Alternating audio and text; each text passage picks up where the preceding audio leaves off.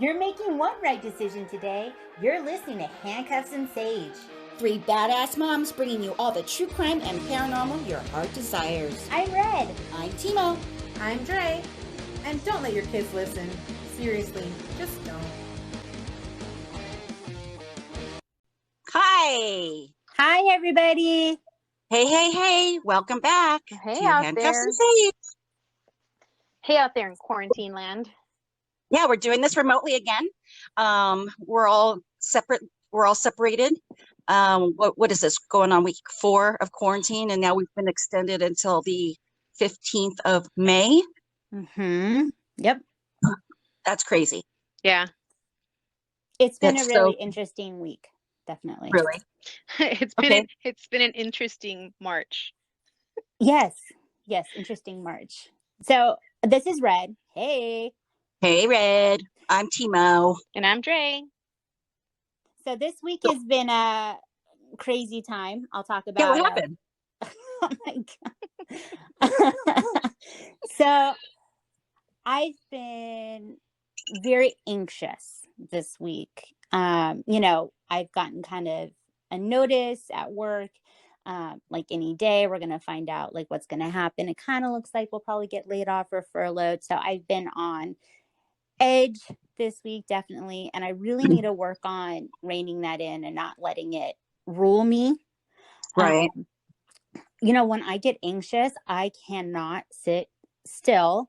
And I swear I have cleaned, organized, scrubbed just about everything. And it kind Girlfriend, you need to rub some of that shit on me because I'm a lazy fat ass right now where I should be doing shit and I'm not. Well, I'm a fat ass. Just cleaning and well, eating and drinking. I'm one above you, babe.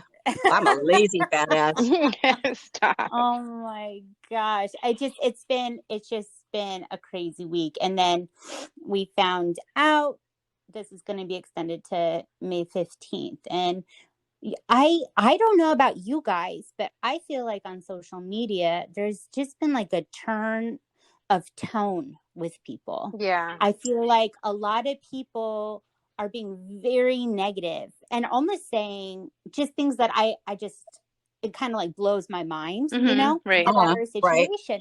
And I just think I need to work on not feeding into anxiety, not getting carried away with worry, just kind of try to be more positive about the good things that we have going on right now. Right. And, that's not easy for me. I'm so crazy. But I feel like I'm really trying to stay present. I'm really going to try to be positive and not feed into all the negativity I feel like I'm seeing. Do you guys feel like you're seeing that? Yeah, absolutely. Like people that I wouldn't even think are like, fuck the government. I'm not doing this shit. And like, whoa. Yes. Whoa. Wow. Yeah. I haven't noticed that at all. I've noticed the people that are scared because they're like, fuck, I don't have a job, I don't have this, I don't have that. Mm-hmm. But I sure. haven't come across any type of like hostility. Yeah, I'm seeing it a lot. I guess Dre and I are friends with crazy people. Oh, I know what you're talking about. Oh, that's just part of it. That's just okay. one segment. Yeah. No, I lied. I did see part of that. Yeah. Yeah. There's some of that, but there is a lot of people saying, yeah, fuck the government. Mm-hmm. This is my freedom. This is my right. I'm going to do whatever I want. There's just a lot of tones like that. Mm-hmm. A lot of political posts that kind of blow my mind. I don't know, but I always think about like when I met that person and how I thought they were cool and we were friends. And I'm like, this person is crazy, dude. This person is nuts. So I feel like after quarantine vacation, relationships will be changed. Oh, for sure. Yeah, I believe for that. sure. I think we're getting to get to know each other much better. Yeah. Well, we're courting each other now. Right? We're courting each other like the old fashioned online dating. Yes, exactly. Yep. Mm-hmm. I never thought I was going to online date, but here I am. Yeah. Dating friends. That's what's happening right now. Yep, that's right. What about your week? Anything new? Anything good? Anything good? My week was actually great. I'm working from home. I'm getting used to working on my itty bitty laptop compared to my 2 huge monitors at work. Mhm. Um, Yeah. having to read numbers. I'm in accounting, so I have to deal with numbers. Um, yeah, the exciting thing that happened was my younger son that had a full leg cast got his cast off. Yay! Yay! Yeah. You posted the picture. He didn't look thrilled. Yeah, I think I mean, he was such a little teenager in that picture. yeah, he wasn't That's thrilled to be taking a picture, but I'm sure he was thrilled to right. take it That's off. right. I know. I get this I like love it. the only well, way the I can thing get was, this to sorry. that's okay. The thing You go was ahead. his leg was so stiff, it was hurting him. So, I mean, he was in a lot of pain, so he couldn't really enjoy the first day of not, not having it. But like today, he came down and he kind of like came like hopping down the stairs. And I go, babe, how'd you sleep last night? He's like, fine. I'm like, I mean, like, you got to sleep in any which way position you wanted to. And he's like, oh, yeah, that was cool. I'm just like, ugh. Great conversation. Such Yeah. a teenager. Nice talking to you. Yep. Uh-huh. Best conversations ever. Right. Yeah. All right, Dre. So- how's it been? So I've been My working. hubby was asking. Yeah. He was like, how's she doing? I- We'll find out. You know, we had this conversation at work because right now I'm literally just doing telephone calls and like I have no contact with any people at all in my office. Really? Mhm. Yeah. Mhm. And like we're usually a 4-person team and they're keeping one of us in the office and then they're sending the other ones to a labor pool. So if they're needed elsewhere, that's where they get sent. So Okay. we have a lot of people, a lot of nurses who are out or they have, reasons to not be at work because they have like pre-existing conditions and they cannot be at work. So Gotcha. they're out and so we're covering those positions, but we're not like in the hospital. So that's my only saving grace, right? That's the scary part. So I'm very safe. We had this conversation about how I feel like a little bit, I think the word is like embarrassed that everyone's like, oh, essential workers, we're so proud of you guys. And I don't feel like I should be like a superhero or anything like that. It's like, I'm just doing phone calls. I'm not really doing anything at all. There might come a time when I do have to do that, but right now I'm pretty, I call it like I'm a non-essential essential worker. I feel pretty non-essential. I love it. I don't feel like a superhero or anything, or I should be getting any accolades. That's all. Well, Yeah. we think you're essential and a superhero. Yeah, I'm so So proud there of you, go. Dre. I'm so proud of you. Thanks. Mhm. We are. I want to put it out there in the universe. If anyone's listening, some badass out there. I want masks that say handcuffs and sage. I think that would be so fun Yay! to have masks that say handcuffs and sage. If we're gonna sport this look, Yeah. we should represent. I will wear Yeah. that. Okay. That would be so awesome. I mean, if I'm I gonna had send that a on the world. material, you know what? Let me check into that because I have made custom material before that I can actually do off our logo. I don't know when we can get it, but no, I have done that. I don't even know why I didn't think about that because, yeah, I've had a lot of custom made material made out of logos and stickers and things. So Yeah. let me check into it. I'll let you know. Mm-hmm. Craft time. Yeah. Yeah. We're gonna have Crafty. Timo's Craft Corner. I love it. All right, Okay, y'all. so can we talk about cults of personality? Oh, this is a great episode. It's like my And it's only favorite. number 2. It's only Yeah. number 2. Yeah. Yes, episode 2, Cult of Personality, and that is the perfect name for this episode. So crazy. So when we start this episode, it starts out with a 911 call, right? Right. Oh God. I have a problem. Can we, okay. After you say this part of the thing, I want to discuss something because I kind of have an issue, but go ahead. Okay. Oh, So the okay. 911 call comes on and it's a lady. Yeah. So there's an employee hurt by a tiger, right? They're calling for help. And you're hearing him say the arm is completely gone. Right. Well, it's a lady. The arm is completely gone.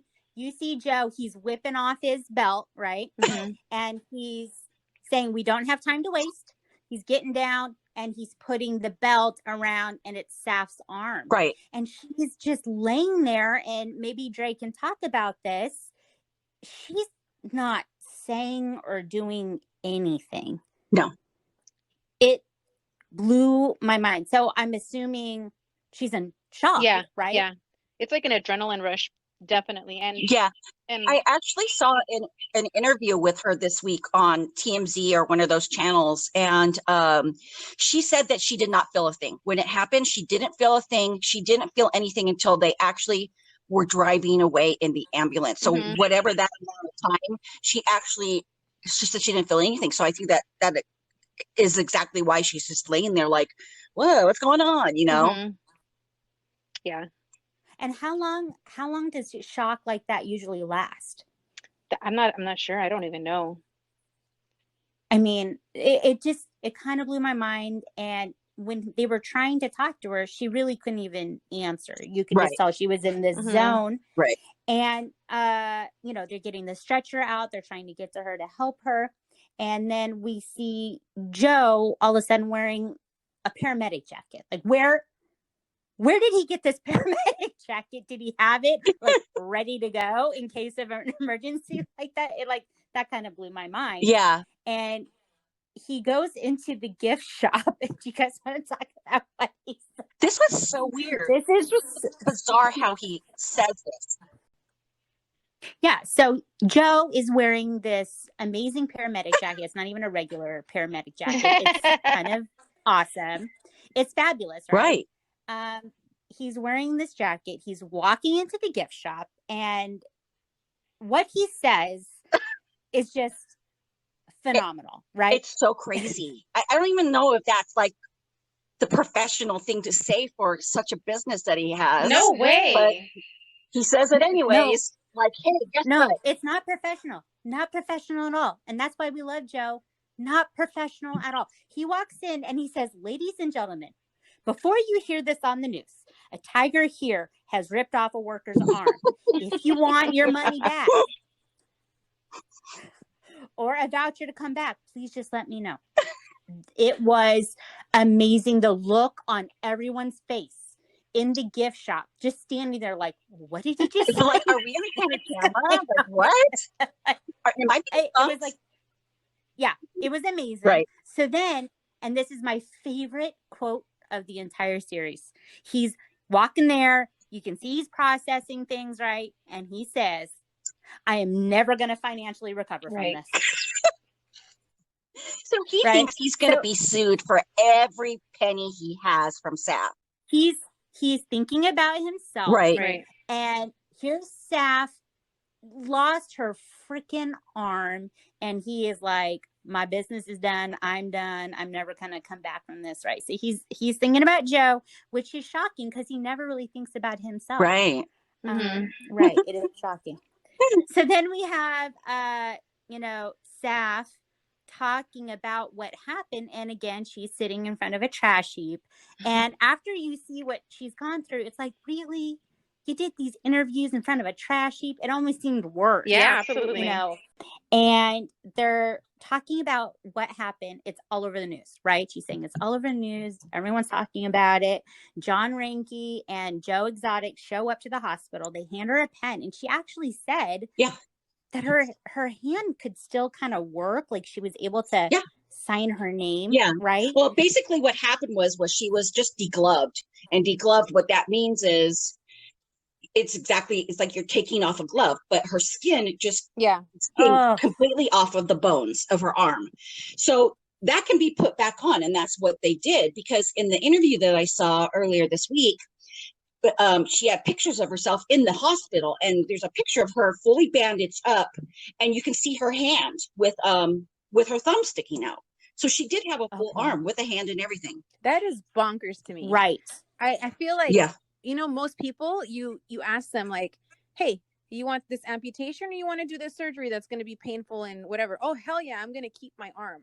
The mentality here is just insane. But I have to give it up to Saf, because she actually saw like in the future, and she knew why she had to get rid of that arm. Yeah, she was really thinking about Joe. like she really is one of Joe's people. She was thinking about Joe and the zoo. Right. And she just said, fuck it, like Yeah. a total badass, amputate the arm. And she said that she was back working at the zoo 5 days That after is that insane. amputation. Yes. That is You know, craziness. did you Yeah. guys catch her recent note? She said, our mission is to give these animals a fighting chance. And she knew that if she had gone through those 2 years of surgery, those animals would have suffered for it. Yeah. I just think that Saf is just a fucking Mhm. badass through and through. And she's like one of my favorite people. And I love how chill she is about the whole thing. And she said something that kind of gives you insight too, that she's like, it's not that big of a deal. I work with a guy Yeah. without legs. Right. Yeah. Right. Uh-huh. Like It that really guy has puts it worse than things me. into Yeah. perspective. Mm-hmm. Right. Yep. So she thinks of things like that. She's a super cool, calming person. I really like her. So she's talking about John, obviously, and how he has 2 missing legs. So then they're having an interview with John, and you see it like his legs, his fake legs.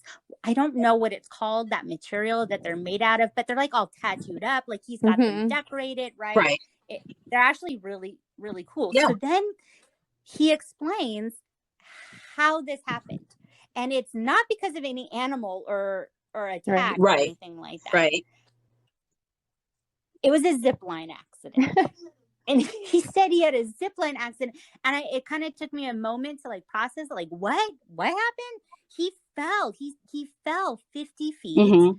and he crushed his feet and his legs. And I think Broke his back. part of his back. Yeah. Yeah. And then he tried to kind of just move on and continue to walk. He said like 20 miles a day or something because he was still like working at the zoo. Yes. And he didn't And develop the muscles that he needed to. No. Yeah. Mm-hmm. Oh, that's so awful. Yeah. I think about the pain he must have been. Yeah. in. Yeah. Crazy. He said he was walking on bone. That's wow. So then, yeah, he lost both legs, but he's like all positive about it too. He's like, whatever, they're badass. They look super cool. Right. I love them. Like, no big deal. I think everyone could learn something from the people that work at Joe's Zoo. It's all about perspective, right? For sure. That's a good message for quarantine time. It's all about perspective. Yeah. Mm-hmm. Right. And they had like quick clips of Rick Kirkman, you know, the guy that helped Joe put his whole like show kind of together. And he's like, it's really just addicting to be around the animals. So no matter what happens to you, you're just going to figure it out so you can still work and be around the animals. Yeah. Like it's an addiction. Exactly. He said that it was the feeling of power that you get from being around them that is so addicting. And I think that's true. Sorry, I'm taking a sip of wine. Me too. Shocker, I'm drinking. Okay. So you guys, have you noticed that when they talk about Saf, obviously Saf she was born a woman. Right. Now I'm not sure what her transitioning is, but it goes back and forth. I've noticed people calling her him and then her, him, her, him. Right.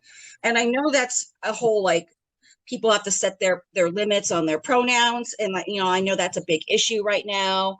But I don't know. I kind of had an issue with it because I've just kind of, I don't know if she's being, you know, like she cringes every time, you know, someone says that because she is I don't know. So I don't know. Think that Saf you guys understand what I'm trying to say? Yeah, she is too awesome to let this get to her. And I think maybe out of respect, we should start calling him the proper pronoun because this is something that Netflix did not touch on, which I was really bothered by. You guys know I'm an infectious disease nurse, so I'm all about the LGBTQ and more community. So Netflix didn't even touch on the fact that she was a transgender or transitioning person, and they refused to call her by that pronoun. But when you look up, like, say, IMBD, it does say he lost his arm. Right. Yeah. And so even in the 911 call, it must have been someone that worked there calling 911. She goes, he's lost his arm. So she first starts off and says him. And then, but then Crocodile Dundee guy, what's his name? Kirkman. Yeah. He called her. So I don't know. I was a little bit bothered by that too, but you know, whatever. It doesn't ruin my love of this series. Yeah. I completely agree. So we're gonna staff Yeah. with him, Yeah. and that's how it is, right? Cool. All right, awesome. So, Dre, were you saying that you're I am also drinking drinking wine. Oh, Just a red What kind of wine wine. are you drinking? Something that Ricky just brought me. Red wine. I drank all my red wine in like 3 days, my big box. I can't believe it. You drink your big box. in Yeah, 3 and days? it's 4 bottles is what a box holds. So yeah, you can see where I'm at 4 bottles in my in 3 quarantine. days. You're doing well, and I love that. I know you're working too.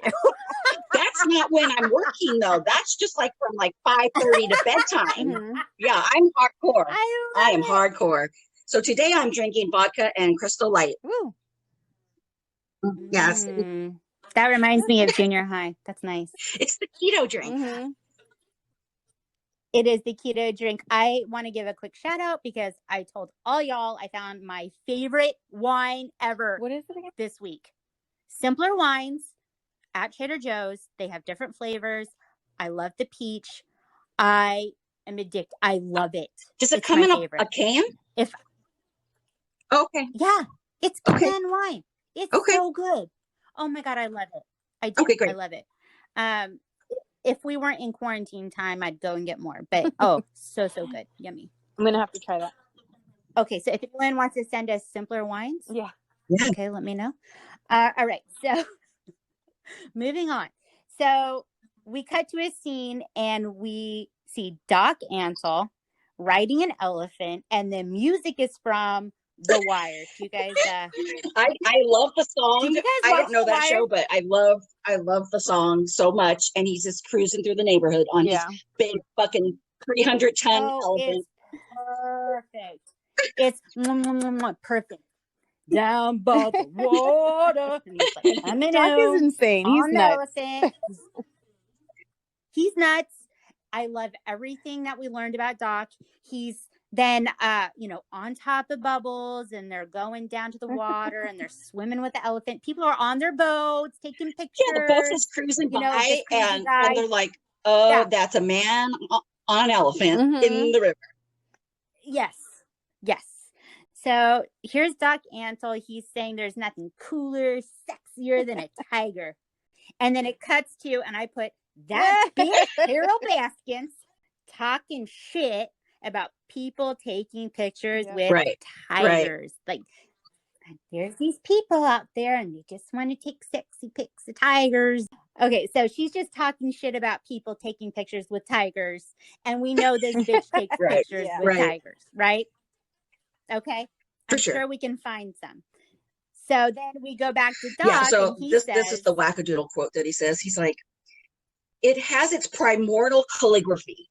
It tells a message just in its very image. Everyone loves a tiger, and if they say they don't, they're either insane or broken. So yeah, he's a very Yeah. intense I don't know what person, primordial Doc Ansel. calligraphy Very has intense to do guy. with anything, but whatever. They Yeah. were fun words for him Yeah. to say, so he said them. I think Doc does a lot of that. So then we see Joe, and they're saying, Joe breeds tigers, and he's wearing this like hot pink sequence, So fab. cut top, holding. Yes, Oh, it's so fabulous. I love it. He's holding these baby tigers, right? And he sells them. That's how he is making money. So now we're like, okay, he breeds them, he sells them, right? And John Finley, his husband, is sitting where he does his interviews The whole time. shirtless, toothless. And he really is Yeah. a sweet Yes. teddy bear, Mhm. this guy, John. I really do like him. And he's saying, he drove all over the place selling, I quote, lions, Oh my. tigers, Yes. and bears. And some ligers. And some ligers. And he was saying that he had been to at Right. least 38 states selling these exotic animals. And then we found out, and this was mind-blowing, a baby tiger goes for $2,000. $2,000. $2,000. And I was like, how do we get this money together? So We could have a tiger. Right. And then Joe is saying, well, it's darn. illegal now. So, I'm sure that kept them from doing that. Right. So Tim Stark, he's this guy that he owns Wildlife in Need. And so he's doing his own interviews. And he said if people really cared about animals, they should donate money to help take care of these animals. So there wouldn't be all of this shadiness going on, but people ain't doing that, right? And everyone's bought from Joe, bought from Doc. Like, it's a whole thing. They're all doing it with each other. And then you see Carol in front of her computer, and she says, I posted online like 28 different places. Bad Guy Network. That's what they are. They're a bad guy network selling these cubs. And I just thought, oh my God. And she is in that bitch network. She's that bitch in that bitch network. Okay. So she's just talking shit about Joe and all these other guys selling and breeding cubs. And they are, almost extinct, right? These aren't endangered species. Right. So breeding kind of Tim Stark says, he's like, they're endangered. So what do you do when they're endangered? You make more. Duh. Yeah. So that's what they were talking about. So then Joe's sitting there and he's like, you know what? I'm going to be honest. This woman is obsessed with me. And I just crack up because they're obsessed with each other. They are obsessed with just poking each other over and over and over again. And then we have Carol, and she's talking about Mario Bro. Yeah. And I love this guy. This new character that they're introducing. Love it. So there's Mario Tabro, and he is part of selling animals, and I guess he was one of the biggest drug dealers in Florida, right? And they were saying he's like the Tony Montana. He even said that he thinks that they modeled the movie Scarface after him. Yeah. What was it? He said That's bananas. Scene where they had like the cases, the suitcases of money going into the bank. He said he literally actually did that. Yeah. But he's like, it wasn't a fat guy in a van. It was me by myself in a convertible Corvette. Yes. Oh my God, I love it. So then they show this guy, and we're meeting Mark McCarthy. Mark McCarthy. And he was a oh my God, employee I can't believe this story. And he said, people would ask me all the time, aren't you scared of this guy? Like, why are you working for him? He's like, are you kidding? He's got the best animals. Right.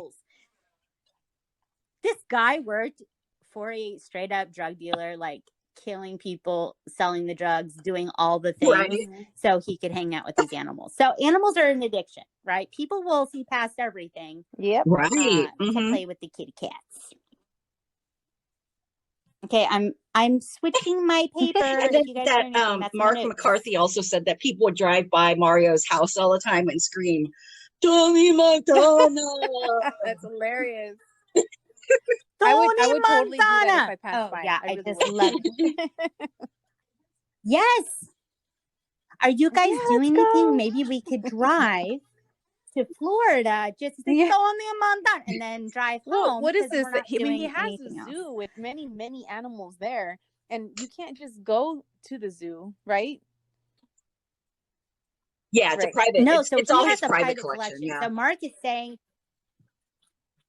Right. So Mark said he had cheetahs, leopards, all these different exotic animals, and he would smuggle these animals just like he smuggled drugs, right?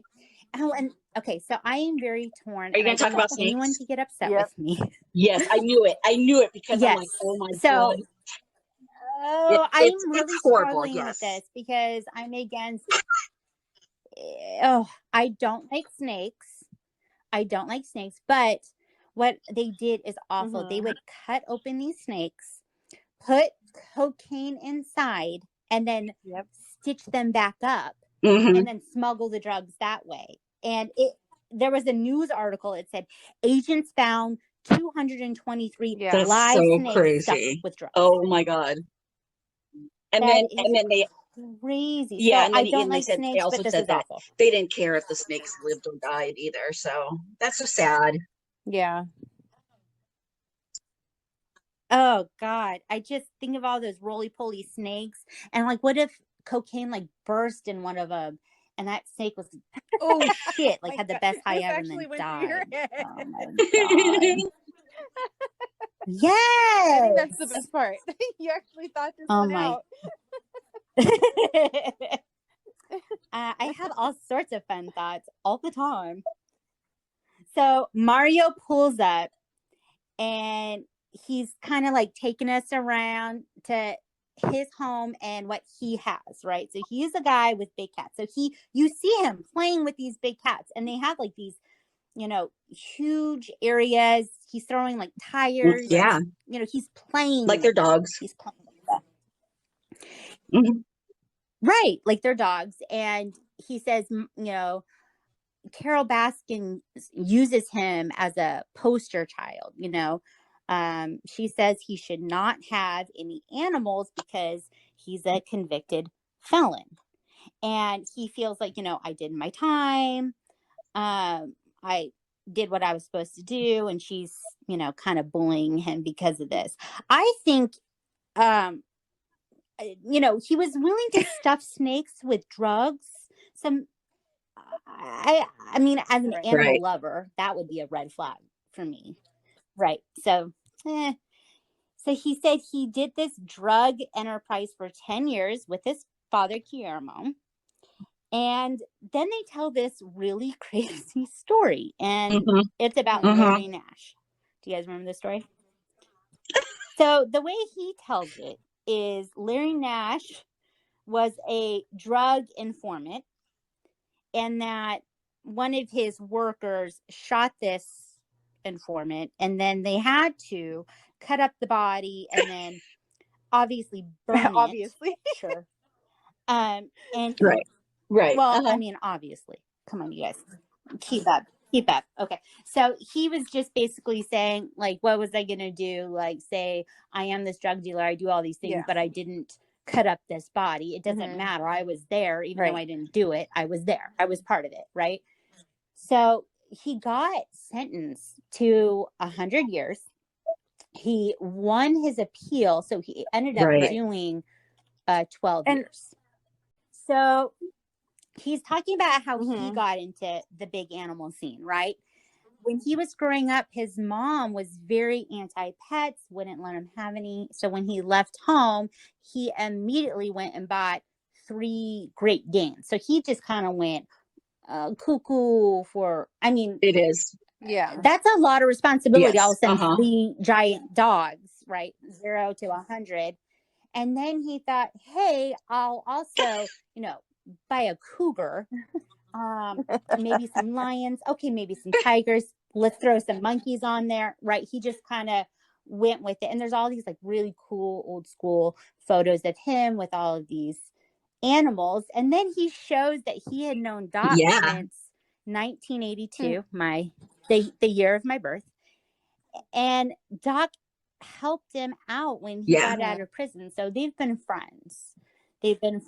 And so they've known each other for a long time, but they showed pictures of Doc back in the OMG. day with this tiger that just such a, Oh my God. perfect It's like so wild. 70s picture to me. It's great. And then Mario's like, yeah, he looked like Yanni. Just totally did. I really like Mario. So then they show Mario's wife, and she takes care of monkeys. I guess they would take care of monkeys, but she is obsessed with these monkeys, and she Oh my God. shows these closets Yeah. full of baby clothes for holidays and all sorts of things. And then she kind of joked that she loves them more than her own children. I'm sure she was joking, but it just, they love animals, and she's just crazy about her monkeys, and they have this life now. And then she's showing, the Right. wife is showing pictures, right? And there's a picture of Doc Antle, and in this book, this is his book or whatever. And the interviewer, you can hear him saying, well, what is he a doctor of? And she's like, with a smile. Yeah, on she her totally face, digs and it. She's like they're digging friends. it, man. She Yeah. goes, yeah. Yeah, she's like, mystical science? Like, I have never heard of mystical I'm going to look into that, though. science. Yeah, But do it. I have a feeling he made it up, and then he got a doctorate in something he made up himself. That's my idea. That's what I think happened here. So then what do we start talking about? Doc's wives. How many wives does he have? And everyone That's has the best part. This montage is so number. awesome. It's so great. Doc has 4 wives. I don't know, 9. Oh, it's fantastic. It's fantastic. Some of them are saying, oh yeah, he's got 2, 3 wives. Someone's like, he's got 5 and 6 wives. And then they show a picture of, a bunch of women looking away from you with tigers, like they're walking away. And that's like the pictures of his wives. And there's 5 in that picture, but they're saying right now has 3. Right. Okay. So then let's go through how this came to be. So Doc had a apprentice program, and people or women would come as teenagers. Of course, we want those teenagers working. And the first one that they showed, he is describing her as that blonde one over there. That's China. And she came here when she was 17 years old. And this Italian one over here is Rajani. She's been there for 20 years. Then they show this beautiful blonde girl, and he's like, that's Mocha. The one big teeth and a smile. Yeah, she's been here for 16 years. Like, this is how he's describing his wives. The one with big teeth. Yeah, that's one of my wives. So then he's, driving around on his golf cart, and he's like, well, that's her house. That's her house. And they all have different houses. Right. And they're huge houses, too. They're like crazy mansions. Right. Yeah, I'm actually a little pissed. I mean, maybe I can make that change now. Maybe now is the time to, look into the wife thing. But I don't think he would want me, and I'll tell you why. Well, I would tell him no all the time, for sure. And then we end up talking to Barbara Fisher. So it shows like this really cold place in Ames, Iowa. And we meet Barbara Fisher. And she's just like this really sweet, like easygoing gal. And she's sitting in a chair and just kind of telling her story. And she worked there from 1999 to 2007. And she was very young. She was a teenager, and she had read about this amazing place, a utopia, right? A utopia. And they're vegetarians. And right there, let's stop. I'm not going now. Okay. I eat meat like a crazy person. But she read, they're vegetarian. They do yoga. They work with animals. And she was like, hell yeah, sign me up. Okay. So she was all about it. She was all about going. She goes. And the interviewer asked her, like, oh, well, what does Bhagavan mean? Like, she kept calling Bhagavan. Like, what does that mean? And she kind of like laughs, and she's like, it means Lord. Bhagavan. Like, we called him like Lord, basically. Which is such a cult leader thing to do. Like, call me Lord in another way. Sure. But when you ask Doc Antle, he's like, oh, it means friend of God. I'm just a friend of God. No, I don't think that's what it means. So then Barbara, she's so sweet. She's talking about when she's first there, that they're like living in horse stalls. Don't with sign me up for everywhere. that. Ew. With cockroaches and her sandwiches. Oh my God, Barbara, why? She said that Doc would say, like, you're this garbage person, but if you listen to me, you can be great. So very, very cult leader thing to do. Right. you're trash. You are nothing without Mhm. me. Do what I say and you'll be great. Like, oh my God, just to a T, right? And I think we can all agree anytime you hear Doc talk or hear about the things Yeah. that he's done, he's very Well, smart. Yeah. he's a money Right? man. He He's is. very, Yes. you know, he's a businessman, but Yeah. exactly. Well, he's You know, calculated. I wanted to go back when they He's were very talking about calculated. Bhagavan. Then you hear this like other voice come in, like not on the screen, like it's a voice, and you see Doc kind of walking away, and you hear someone go, "Oh, Bhagavan is the master of the universe." And then all of a sudden he comes on the screen, and it's, I forget what his name is, but he's the son. He's Doc's son. And he says he's all knowing, all seeing kind of guy. And it's like his son's even like brainwashed into this bullshit. Yeah. No, but what I thought was interesting, if you watch it, his son says in his own mind. He said, yeah, he's the Lord in his own mind. So it was a little bit of a dig that you would hear from I your didn't child, hear that. right? Okay. Yeah, he thinks he's great, right? God. Yes, it was. I heard it. I'm like, good for you. Yeah, you know what's up. Okay, so I'm going to tell you why Doc Antle would not be interested in the red. Okay. Mm. He wanted the virgin. He wanted the virgin so bad. Oh, I Mhm. know. Ugh. Or an almost virgin. You hear what she says? Yeah. An almost virgin. An What the hell is that? What? Well, it's like he like What's went it? after teenagers. Disgusting. Yes. Super grody, man. So I would not be his cup of tea. I got some city miles. I've been married for like 20 years. So yeah, I'd just be like, City. you're I like doing how it you just wrong. said city miles. Yeah, city miles. That's what that is called now. I am moving my paper. That's for my notes. No judgment. So I love this part. So Barbara is saying he liked the virgin. He liked the virgin. And that these chicks would say, because they're in a cult now, that being with him was called Shaktipa. And he was like, what is Shaktipa? Like, what does that mean? And she was kind of like laughing as she said it, like that when you had sex with him, you would become enlightened. Right. And she was making it look like, hey, yeah, it wasn't that great. Nobody became enlightened. Okay. He had enlightened you with his penis. That's right. That she was like, that's it. I don't feel enlightened. Okay. So that's what she was talking about. So Shaktipa. Yeah, she says his touch brings you up to his level. Right. Shaktipa. I just Okay. I'm gonna say that to my hubby all the time. I'm gonna get some Shaktipa. Enlighten me. Boom. So then we get back to Joe, who we love you, Joe. We're back to Joe and his eyeliner perfection. Boom. And we did talk about it probably being tattoo eyeliner. Yeah. Okay. We should all look into tattoo eyeliner because it's perfect. Yeah. I don't know. Whoever.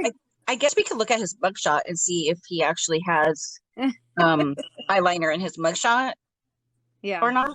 If it looks perfect in his mugshot, we should go to Bumfuck, Oklahoma and find whoever did it and have them do it to us. I always want liner on my waterline because I can't, because I wear contacts all the time. So yeah, I'm for it. Let's do it. I honestly, you guys, I have the perfect girl for you. Like, honestly, when the quarantine is all said and done, I have someone.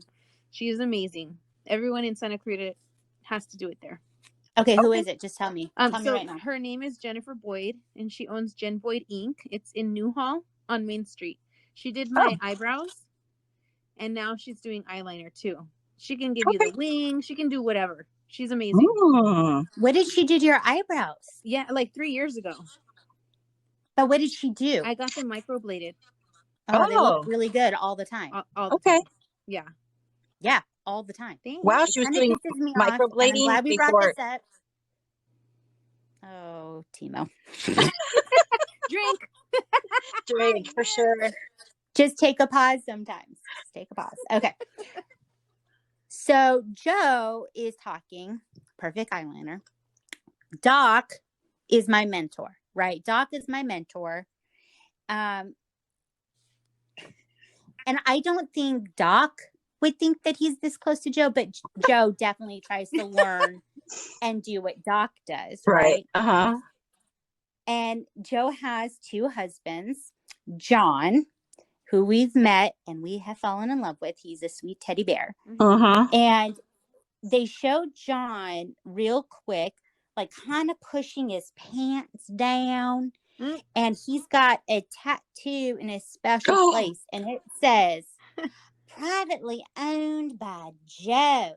I swear on everything.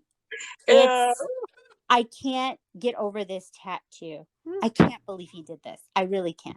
It's crazy sound, especially when we learn a little bit more about their relationship. So he's got this tattoo right by his huraha. And then they showed this really cute guy, really cute. Oh, I love him. Yes, I love him too. And he's doing like this interview introducing himself that Joe had done because Joe records everything. And you hear Joe after the set say, tell him about your feet. Tell him about your feet. And Travis is like, I only wear size 16 shoes, got big hands. Like they're making some kind of like, he's got a big dick. Okay, that's what they're saying. And he's just this young thing. He's 19 years old. He's got this beautiful tan that I will never have. And he is from Southern California. And he just seems very like surfer dude. And right? Right? He's 6'6". He's just a good looking guy. Right? Yes. And so then Joe is telling this story. Okay. So Joe, Saf, and Travis are in the back of a van going to who knows where, doing who knows what. And he says to Travis, well, how straight are you? Right? And Travis says, well, pretty straight. Right? Well, do you watch porn? Yeah, I watch porn. Well, do you like the porn with like the guy with the little one or the big one? And Travis is like, well, the big one. Well, you ain't that straight then. And that's how Joe figures out how gay or straight you are, apparently. Yeah, apparently. So then it cuts to a wedding. Oh my God. Matching pink shirts. Oh, pink shirts. They've got the flowers. I can't even think of it. The boutonnieres. The boutonnieres. It's cowboy theme. Cowboy theme with pink cowboy theme. I want everyone to take that in. And all three of them are lined up and they say I do. It's just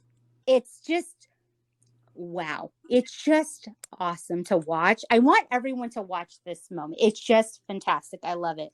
I love it. So can I say something real quick? The guys like John and is it John the husband? Yeah. Is that his name? Yeah. John and Travis kind of look like a deer caught in headlights at first. Yeah. I don't think they're all the way there or really know what's happening. And then they're probably high. They're high as fuck. And then when it's over, they're like, woohoo, because they probably think, okay, now we get a party. We're just going to a big party. We don't know what this is, but we're going to a party. Yeah. I think we figure out how this all came to be and why they have that deer in the headlights look the entire time. And I want to say at the wedding, they do hold up like some kind of cover from maybe the town did a story on them. And it says 3 Ring Circus, which I just thought was on point. Right. Beautiful. Right. So then it comes to Doc, right? And he's being very intense. And he's talking about how this lifestyle, what they do, it comes before anything else. It's 24/7, 365, weddings, funerals, everything else, out the door. This is what they do non-stop. This is a lifestyle, right? Nothing is more important than taking care of these animals. Nothing. And it's kind of crazy when he's saying that, but then you're also kind of getting a little bit of that cult feel again. At least I did, right? Where this is it. There's no time to think about anything else. Right. Mhm. You're too tired to think about anything else, right? Yes. Right. Yes. It's nonstop for them. Well, even Barbara said that too, that she, it was exhausting and that all they did was work. Yeah, Right, they got right. little sleep. It was like you're up early in the morning. You're working, like these crazy hours, and then you go to bed and you're super tired, but you got to wake up early again. And it's not like you work Right. like 5 days a week. You're working 7 days a week, 365 days a year. You know? Yeah, it's nonstop. And when you think about that, if you live that way, that would really wear someone down, right? Yeah. You wouldn't have the energy to fight anything. You would just kind of like go with the flow, right? Uh-huh. Yeah, it's kind of like cooking 3 meals a day in quarantine. Oh my God, it's exhausting. I gotta feed all these animals. Yeah, the only reason why I continue to cook is because I also want to eat all the time. Yep. So they do an interview with one of his special lady friends, Machka. Moksha. And I can't even read my It's writing. Moksha. Notes. Moksha. Moksha. Okay, so she is saying, and she is super cute. She's saying that they work from 8 a.m. to midnight every day. And the interviewer's like, what? And she's like, yeah. And he's like, what? And she's like, yeah, it's a lifestyle. It's a lifestyle. Right? This is a lifestyle. So then we go back to Barbara. And she's like, yeah, they paid us $100 a week. Wow. And you're thinking, oh my God, they are working their asses off. They're only getting $100 a week. They have to have like weird kinky cult sex with an old guy. That sounds awful. So now we go to Tampa, Florida, and it shows Carol, and she's talking, and she says, I don't pay for animal care. People just do it for free. Yeah. Yep. Like, why would I pay them? So first you're like, oh my God, Doc, what are you doing? And then you go to Carol and she doesn't pay anybody anything. Right. Right. Mm-hmm. And she said that on this day that they were doing this interview, that they had 76 volunteers and family to come and help that day. Right. So she's got this crazy following of her own. She's just not married to a shit ton of them. Yeah. Okay, so now I want to talk about the color-coded system. Okay. Are we ready for this? Yes. Yeah. Okay, so we learned that there is a very special color-coded system who is better than the rest, right? So we start with red shirt, which red is my favorite color, and this kind of hurt my feelings, but that's just for beginners. Okay. Red shirt is beginner. And after 1 year, you get a yellow shirt. Now, yellow is a terrible color. Yeah. So you have to work your ass off to get a really terrible colored shirt. You have to work another year as a yellow to get your green shirt. Okay. Mm-hmm. So you're working your ass off. You've done red, yellow, green. Okay. So then at 5 years, you become a master keeper. And I really love this because this is when Carol says she starts recognizing. Right. You, Yeah. right. 5 years. So What a bitch. At 5 years, you're a master keeper.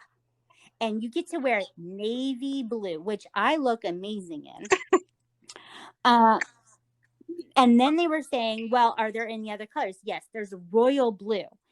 Royal blue is for interns that are trying to do the fast pace program. So they are working nonstop, completely trying to like kind of work through the program, of course, for free. She doesn't pay anyone. Yeah. She really wants to get to the master keeper level, right? All these interns. And she's talking, she's kind of like laughing, like she's like, really sad. I really don't know who they are until like maybe you're 5. And then I'm like, you keep coming around. She says that, and it's like, what I the know, hell? right? And there's this volunteer that she's kind of like joking with, and she's like, oh yeah, I work Christmas. I couldn't dare take Christmas off. I'm like, what is happening? So I feel like this is driven home over and over again. People are addicted to this. This is an addiction. Mm-hmm. If you have family and you are choosing to take care of animals and be a volunteer for crazy bitch Carol Baskins and not be with your family on Christmas Day, I feel like, oh my God, this is an addiction. That's what I think. People are addicted to it. Yeah. Right? Yeah. And how do they live? I mean, how do they work when they're just doing that? I don't think they volunteer like all of their time. I think that no, like, you know, it's on the weekend. They go and like, you know, whatever, like they go on the weekend whenever they have free time. Right. That's why that the Royal Blue intern is different, because they are full-time trying to move up as fast as they can. Everyone else kind of like volunteers at a regular pace. Okay. Right? So then they're showing her, and I would like to remind everyone that this psychopath, Carol, said that she doesn't look at newspapers or watches TV. Freaking liar. Right. But she's all over social media, and she's talking about how she has over 2.4 million followers on Facebook. And that blew my mind. It's a lot of people. That's a lot of people. And she's super fucking annoying. She's so annoying. And then it comes to this infamous scene that everybody is talking about. She is looking at a computer, making a video, and she says, hey, cool cats and kittens. And you're like, she has 2.4 million followers, and she just is the most annoying person ever. It like blows your mind. The moment she says, hey, cool cats and kittens, my hubby's like, oh, she's awful. She's a terrible person. Yes, that is correct. So then she was saying, after we learned that she doesn't pay anybody, right? She doesn't pay anyone. Facebook every 2 weeks sends her a check for $23,000 week. What? And that's because of how many followers she has. And sometimes it's more. Right. And then Doc is like talking shit. Like, she got into this social media like way early. She's got 200 million views on YouTube. So maybe people are watching this because they're like, holy shit, I can't believe this. Right? Yeah. Maybe. Right? We like to watch train wrecks. I feel like she's a train wreck. Yeah, she's a hot mess. So then they cut to a music video. Oh, I love it. I love it. The music Let me tell you. videos. Oh my God. I this was at the point where I'm like, is this fucking real? Like, are they watching like someone did some shit towards them, like, you know, like made up something goofy for them? No, this is their true thing. Yeah, they're taking it very seriously. They are like watching this video with the guy that made the documentary, right? Her and Howard are sitting on a leopard print couch. They're sitting like robots. They don't even look human. No. And they're watching this music video of this really cute, like, redhead singing to tigers. Okay. Right. And she is spinning in this really cute skirt. Honestly, I wish I had her body and I had that skirt. She looks super cute. But the music video is beyond, right? It's just beyond. And at one point, Carol like taps Howard on the knee, like, oh, we're normal people. But it wasn't normal. It made me feel uncomfortable, and I should take a shower now. Yeah. Because they like touched each other. It was something. It was crazy town all the way. Yeah. I feel like all their interactions make me squeamish, you know? Like all of them. It's just Ugh. Can we All talk about of the them. song though? Yes. Beautiful, Wild, and Free. Um, by Therese. That was the girl. It wasn't that great. You should sing it. Team It team up, wasn't. No. sing it. It wasn't that Beautiful, great, wild, but you and know what is free. great? Beautiful, wild, and free. You're really nailing it. You're hitting those But then octaves. they pan Good job. to the producer guy, and he has this look on his Yes. face like, what the fuck am I listening to? He's uncomfortable, and he knows in his soul everyone's gonna watch this and just go, Oh my "Mm." God. Mhm. They just can't believe it. They cannot believe it. So I feel like Joe definitely wins for best music videos. Absolutely. Way better than Yes, Carol yes. Baskins. Yes? Yes. All right. And she's like, and everywhere we go, people are like, I love your music videos. Yeah, they laughed at him and they're just can't believe that they're meeting you. Oh You my crazy bitch. God. Mhm. Right. So then we cut to Doc, right? And Doc is like, I don't understand what Carol's got going on. She's got like this really shitty backyard situation going on. It looks like shit. And she only has 12 cats at her big cat rescue, right? Like how does that work that she only has 12 cats at this place that people are going and doing tours and all this stuff, right? Mhm. That doesn't make sense because we know Doc has a ton of animals. We know Joe has a ton of animals Mhm. and she's over here with 12 cats. And Joe is saying that one time he paid his fees to go in and do a tour at Big Cat Rescue. Of course he did. Yeah. Of course he did this, That's right? the best. And yeah, he went and they videotaped it. Of course, right? Mhm. And they're doing this tour and you hear the tour guide saying, yeah, we don't like touch the animals, totally hands off. Like they're not playing and loving on these animals like Mario is, like Right. Joe is, like Doc is, right? Like we would be with our pets, Mhm. right? They don't do that. And he's showing their cages. He's like, they're these tiny, like little cages, and they're like filled with weeds, right? He's like, they're like knee high. And it really does kind of look like a kind of shady Yes. situation, Mhm. right?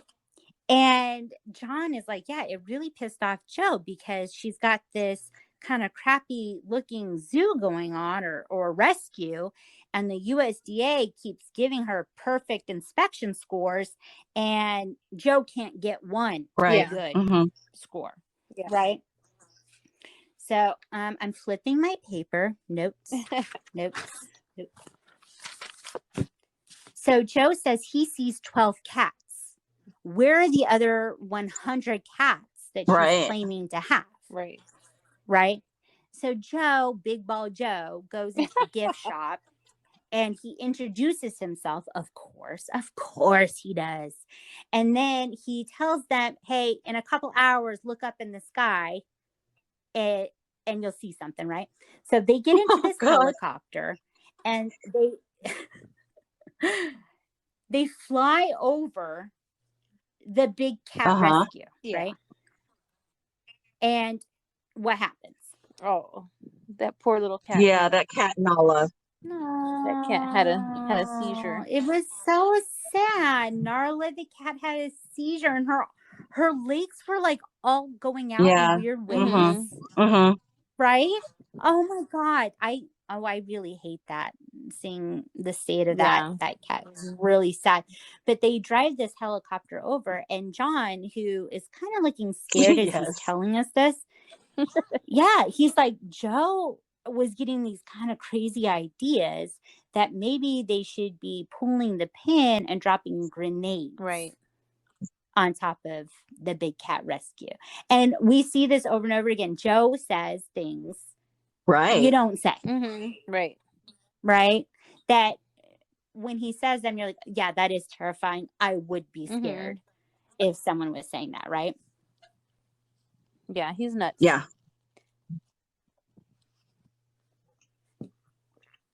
Okay, so Doc is showing this liger. Oh, come here, little man. Come here, little man. I thought ligers were fake.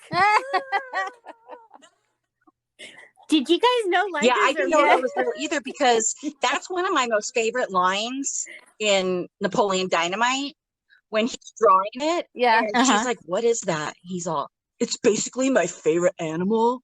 It's a liger." And I thought it was a joke. I Put him thought it was first something on that the he made up. I did too. So I do feel bad. And he was like, "This is a liger." And this liger was 9 months old, but it was Yeah. big. It was big. And he said, like, if it was a big one, it would end up being like 900 And 11 pounds. feet standing straight up. Yes. It's That's humongous. massive. Yes, so scary. It really is crazy. So he's playing with this liger, and all of a sudden Doc goes, and that shitty chain wasn't clean right now. My shirt I is know. ruined, obviously, to one of his wives. So passive aggressive, and it's like, you know, you're gonna get beat later, bitch. Okay, so there's several Yeah. layers here. Let's walk through He them. owns them. One, Doc knows he's being filmed, and he is a very smart guy, and he still is talking shit to his wife on camera, which always goes, if they're willing to do that in front of people, what are they doing Right. behind closed Oh, doors? yeah. I always think that, right? Yes. And then she immediately says, "I'm sorry." And I think, are you fucking kidding me? I have been married for 20 years. If my husband's like, "Well, now my shirt's ruined because you didn't clean this chain," it would be on. Time to fight, right? Like, there's just no ifs, ands, or buts about it, right? So you can see that he really runs that shit, right? So we go to Tim Stark, right? The guy that owns the wildlife place. And he goes, "I idolize Doc, right? Because he had all these animals and he had all these women. And when he went to go visit one, he even said, like, don't tell me how you train these animals. You tell me how you train those women." Yeah. I cannot get over this. Just the male chauvinists, they do not treat these women like women. These women are not thinking for themselves. The women are talking, they're doing like little interviews here and there, and one of them says, like, "Yeah, we're wearing like these outfits." And of course he picked out all of our outfits. They're like sexy animal print outfits. They're totally dressed up. And just the thought of him being so controlling to pick them all out for them, because they can't do that. They're incapable, right? They're incapable of picking out their own outfits. It just shows like kind of what they're living with. And that had been going on. They had been there, what he said, some of them had been there for 20 years. Yeah, that is not Now, my scene. also, isn't that the Not part my where scene at all. Barbara says they just kind of made the appointment for her and she went in and got implants? Yeah. Yeah, so we get to Barbara and she's talking about how this change kind of happens. Like, she talks about how he changes all of their names, and her name was changed to Bala, like legally. And she goes, and then they, said, you're going to get these implants, and they didn't even ask her yes or no. They made the appointments. And what was so effing sad about this is she was like, "Well, I've been working hard, and if I get these implants, I can sleep for a few days while I recover. And I've been so sad." She got the implants so she could get some time off, y'all. So there's no sick time at Doc Antle's. That made me so sad. But her boobs look good. They showed her footage. She looked good. Yeah. Good call. Again, I mean, I would try to be in his love cult for implants, right? If he covered the cost. Yeah, but that's another way if he controls them. He's like, you got to have like, the perfect this, the perfect that, whatever. Right. I mean, if he wants to pay for it, I'll do it. Whatever. It's cool. Whatever. Okay. So then we have Joe, and he's like, "Doc has his cult and I have mine. Doc's a little more upscale. Mine are people just out of prison." But I think Joe is really aware of the Right. situation, right? Doc does have a cult. Yeah. He does. Joe does have a cult. They're just done with very Yes. different people, but they're both very eccentric, controlling people, right? It's just crazy. And then Saf is talking about how, you know, he hires people who don't have Right. other options. So people who, I mean, they showed that one woman who they don't have any other options. And he's like standing there saying like, hey, you can sleep in this mobile home if you work at the zoo, right? And she was Yeah. like happy, crying that someone was going to be so nice, right? It's just these people have had really hard lives, and you know, if it's semi decent, they will work hard and they won't leave them, and it is kind of like their own like family, misfit family. And then they're talking about, you know, some of these workers, and one of them is like, well, it keeps me out of trouble, and one of them is like, keeps me sober. So that's really good, that it's good for them. But Joe doesn't care that those things are happening. Do you know what I mean? It's not like Joe's like, yeah, I'm doing this to keep people sober. Right. No, it's just cheap labor for him. It's just easy labor. And they're saying he pays $150 a week. And what did that guy say? It was like actually like 138, 26. I don't know, whatever. He really broke it down. Like what it was. Yeah, that was funny. And then they said that he has someone call him from the town bus station, where if they see somebody that gets off and they're still hanging around like by the evening time, they'll call Joe and say, hey Joe, there's someone here you might want to come get. Yeah, that's crazy. Yeah, and that's when we were talking to this woman, you know, and she's thrilled. It just that there's so many people that have had such hard lives, and that like was life changing for them, right? To work at a zoo and get a place to sleep at night, and it makes you think how lucky and blessed we are. Okay, we all have bad days, but we are really lucky and blessed, really. Absolutely. And so then Eric is talking, and he's talking about the meat truck, and this is that whole scene is so disgusting. It makes me really sad, you know, like they get this meat.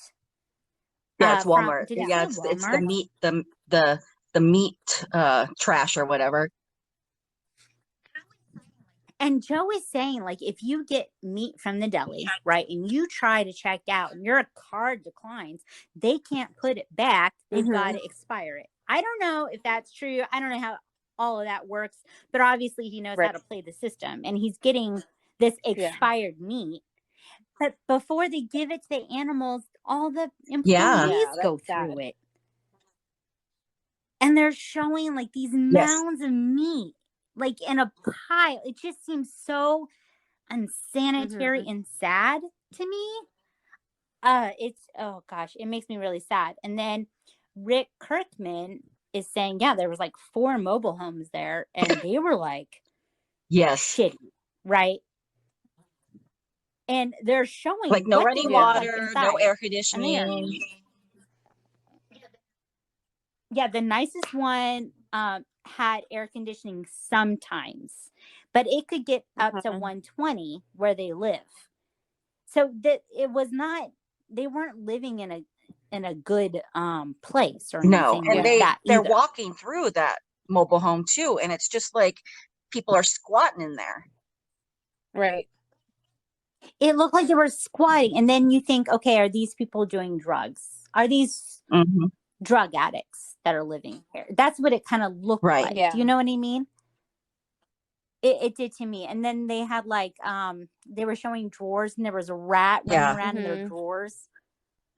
It was nasty. It was really sad. It made there's me this really one sad. part, and I'm sure it was like a while back when they're going back and forth from everybody, and it was Travis and Joe sitting on a couch, and they had a baby tiger laying on its back across them, and they're all rubbing its Mhm. tummy and Joe's kissing on it. Go back and watch this part and look at Travis's face. They're watching TV or doing something, but Travis has this look on his face, which is totally foreshadowing what is to come of this poor kid. And this guy had to be so stoned and high out of his mind. Oh, I know Yeah. the moment you're talking about, Yes, he is he's out out of of the his board mind. high. Sure. High, yes. But I had to rewind it. I rewinded it we a couple will times. talk I'm like, about that later. holy fuck, Yeah. look at his face. Mhm. Oh, I gosh. was so jealous. I'm like, what the fuck? So we go back to Barbara, Bala, and she said that when she was there with Doc, like working there, he told her men are pigs Mhm. and women are sheep.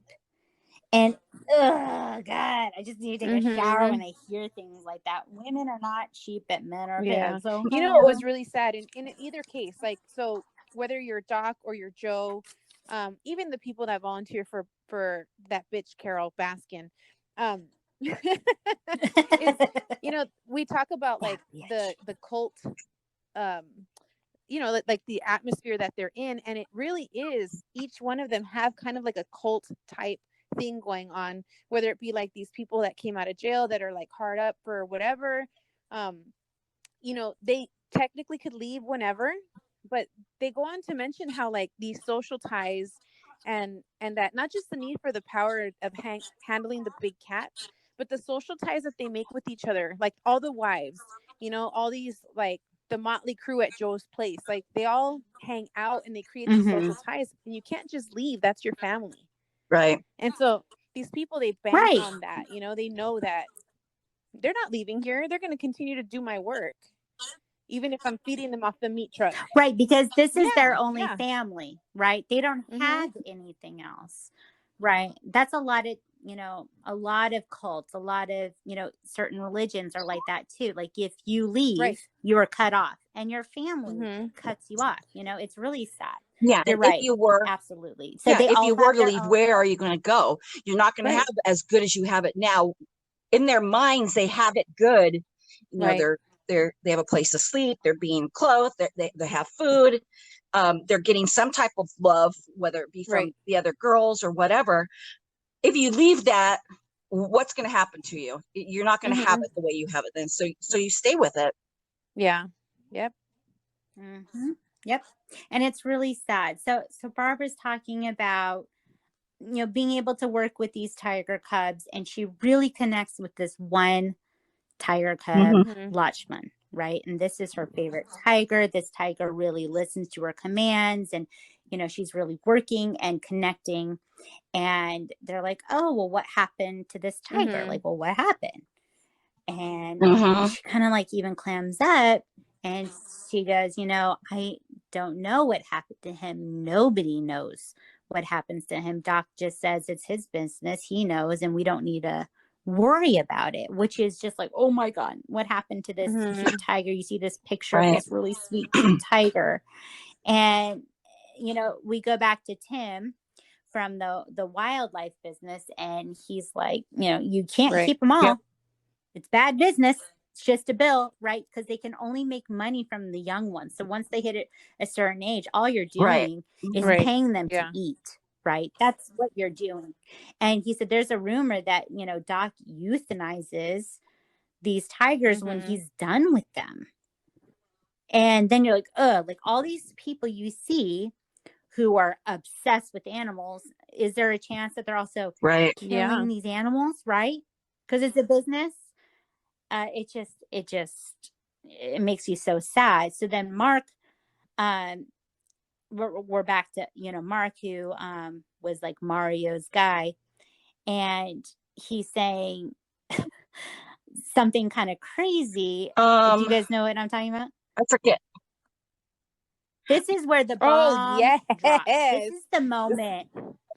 And I'm like, what? The first time I was watching this, it blew my mind. He's like, oh yeah, Carol, she thinks she's so great, but guess what?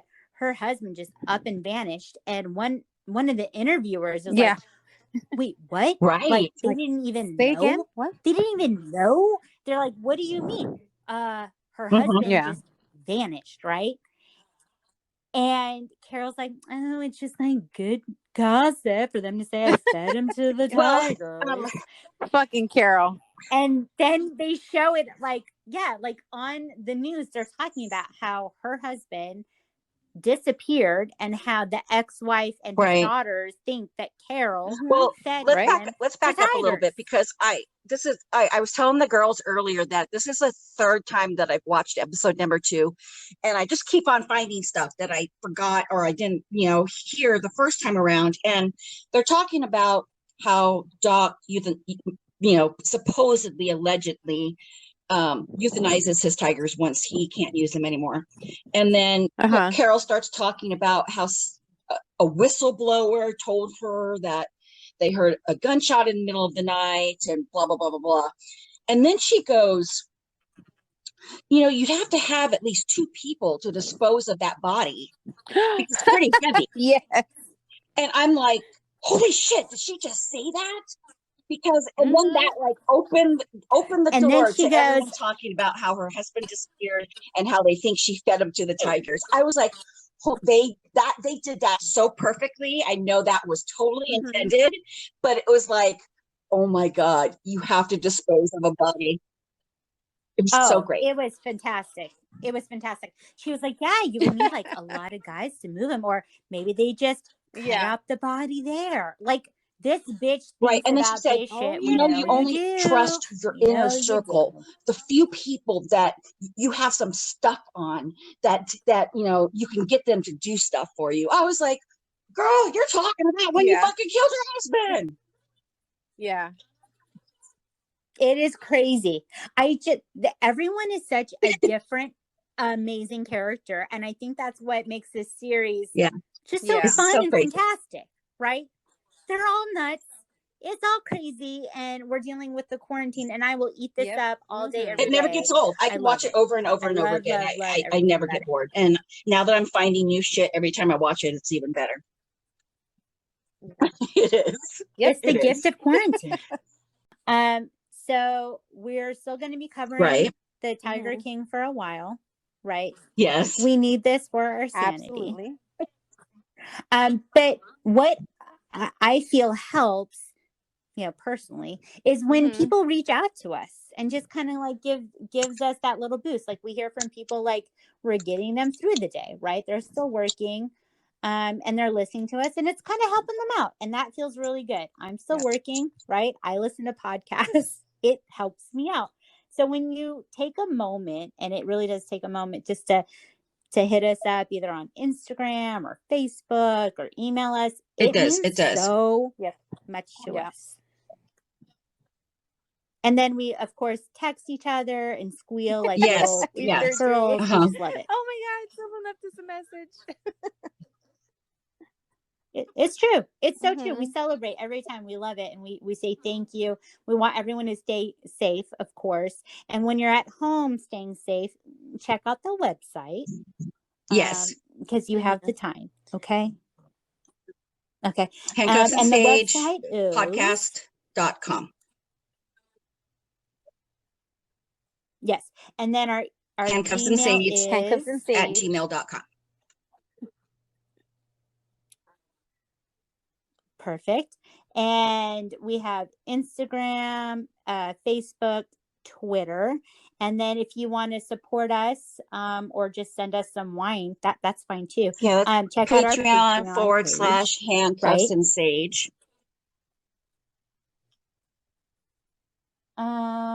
So we're everywhere doing everything, and we want everyone to stay safe.